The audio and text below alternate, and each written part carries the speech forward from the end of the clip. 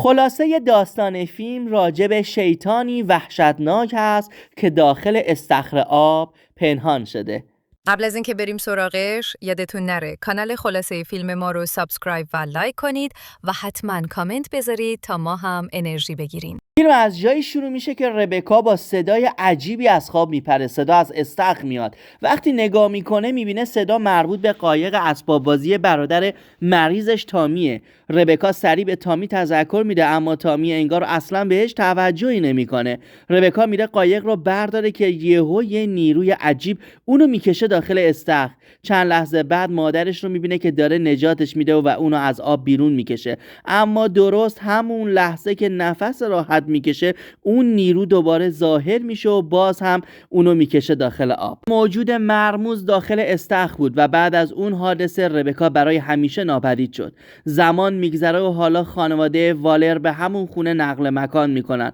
پدر خانواده ری یه بازیکن حرفه‌ای سابق بیسباله اما به خاطر بیماری MS مجبور میشن به یه خونه آروم با یه استخر بزرگ نقل مکان کنن. یه روزی ری میره توپ بیسبالی که روی آب افتاده رو برداره اما یهو لیز میخوره و داخل استخر میفته. با اینکه به خاطر بیماریش به سختی میتونه شنا کنه اما با تقلا خودش رو از آب بیرون میکشه. بعد از اون اتفاق خانواده والر کلا از اون خونه زده میشن و تصمیم میگیرن ترکش کنن اما وقتی پیش دکتر میرن میفهمن بیماری MS ری شدیدتر شده. دکتر به ری میگه فقط میتونه ورزش‌های سبک انجام بده مثل شنا. همین باعث میشه ری به یه نتیجه مهم برسه. برای بهتر شدن حالش باید دوباره به همون خونه‌ای برگردن که استخر داره. پس دوباره برمیگردن و به محض رسیدن شروع میکنن به مرتب کردن خونه و تمیز کردن همونجا. حتی استخر رو هم کامل پاکسازی میکنن. ری رفت کثیفی‌های فاضلاب استخر رو جمع کنه یهو حس کرد چیزی دستش رو پس زد و دستش خون اومد.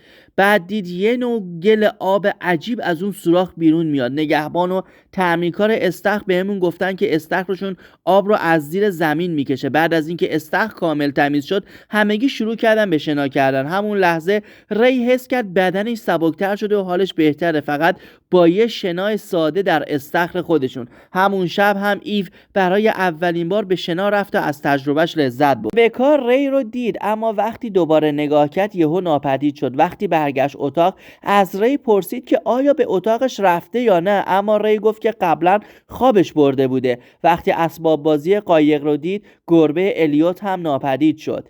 صبح روز بعد ری دنبال گربه رفت تا بررسی کنه و متوجه شد که بریدگی روی دستش که وقتی داشت آب استخر رو نگه می داشت ایجاد شده بود.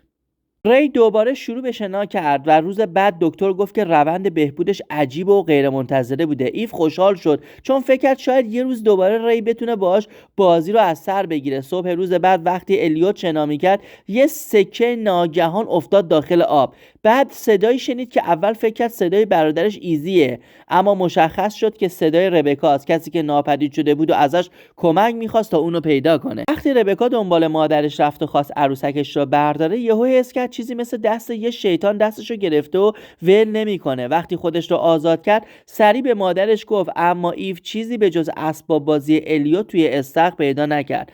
بعد این قضیه رو به ری گفت و ری گفت شاید فقط خیال بچه است و شاید لازم داره یه مهمونی کوچیک توی حیاط بگیره و دوستاشو دعوت کنه.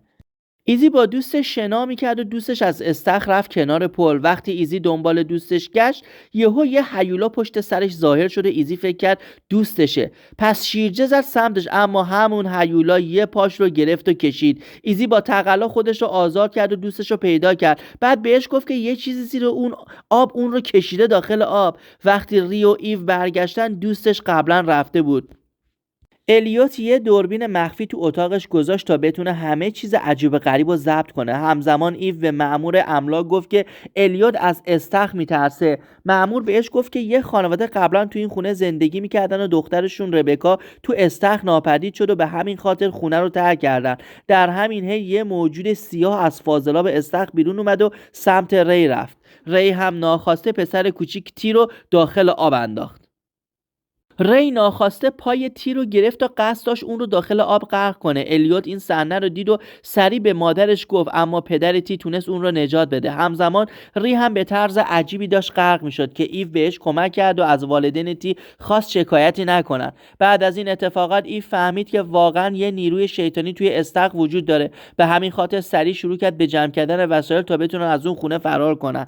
اما ری نمیخواست، میگفت که همون استخر بود که حالش رو بهتر کرد. ولی ایو اصرار کرد و بالاخره تونستن اون رو قانع کنن. در مسیر رفتن ری ناگهان حالش بد شد و حس میکرد که داره غرق میشه. ایو مجبور شد دوباره برگردن به خونه و فهمید شاید نیرویی که تو استخره ری رو تحت تاثیر گذاشته باشه. برای نجات شوهرش رفت پیش خانم سامرز، آخرین کسی که تو خونه زندگی کرده بود و مادر ربکا بود. خانم سامرز به ایو گفت که قبلا این استخر یه قدرت درمانی داشته. خانم سامرز توضیح داد که این استخر یه نیروی عجیب و جادویی داره و یه موجود اونجا نگهبانی میده. طبق داستان باید یه نفر قربانی بشه تا این موجود بتونه شفا بده. اون به ایو گفت که همون شبی که ربکا ناپدید شد همین موجود من رو هم تحت تاثیر قرار داد و زندگی ربکا گرفته شد تا پسرم خوب بشه. ایو پرسید چطور میتونم جلوی اتفاق وحشتناک رو برای خودمون بگیرم. در همون لحظه خانم سامرز ناگهان مثل ری غرق شد و تحت تاثیر موجود شد.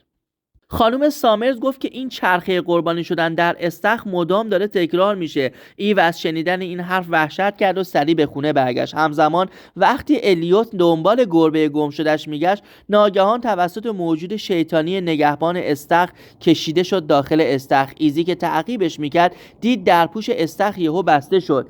ایو بهش کمک کرد تا درپوشو باز کنه و خودش هم پرید داخل آب تا الیوت رو پیدا کنه. وقتی ایزی وارد خونه شد روی زمین لیز خورد و افتاد. ایو یه درگاه مرموز دید و خودش رو با تمام قدرت آماده کرد تا واردش بشه. ایزی پدرش رو دید که تحت تاثیر موجود استخر بود و گفت که الیوت به عنوان قربانی انتخاب شده. در همین حال ایو الیوت بیهوش رو داخل درگاه دید و وقتی خواست نجاتش بده ارواح گمشده جلوی راهش رو گرفتن. ایو تونست فرار کنه اما بعد توی تاریکی ناپدید شد و دیگه کسی نتونست پیداش کنه. ایو توسط روح ربکا کمک شد تا دوباره به دنیای واقعی برگرده. چون الیوت نفس نمیکشید ایو سعی کرد که بهش کمک کنه اما ناگهان ری که تحت تأثیر موجود بود بهش حمله کرد و گفت دیگه نمیتونی قربانی شدن رو متوقف کنی. ایزی چند بار با چوب بیسبال به ری زد و ری که تحت تأثیر تسخیر شیطان بود فرار کرد. همزمان وقتی داشتن خونه رو ترک میکردن الیوت دوباره توسط قدرت شیطانی مورد حمله قرار گرفت. برای نجات زندگی بچه‌ها و خانواده ری جان خودش رو فدا کرد. به خاطر این فداکاری ایو و بچه‌هاش از این تراژدی نجات پیدا کردن. روز بعد ایو به ایزی و الیوت گفت که بهتر خونه رو بفروشن اما ایزی پیشنهاد داد برای بزرگداشت بابا و فداکاریش استخر رو پر کنیم تا نفرینش از بین بره و دیگه هیچ قربانی نداشته باشه و اینطوری هیچ کسی دیگه قربانی نمیشه و داستان به پایان میرسه. دوستان فراموش نکنید سابسکرایب کنید تا فیلم های جذاب دیگر مثل این رو از دست ندید. خیلی ممنونم که تماشا کردید و از ما حمایت کردید. کریسمس و سال نو مبارک به همه شما و فعلا خدا نگهدار.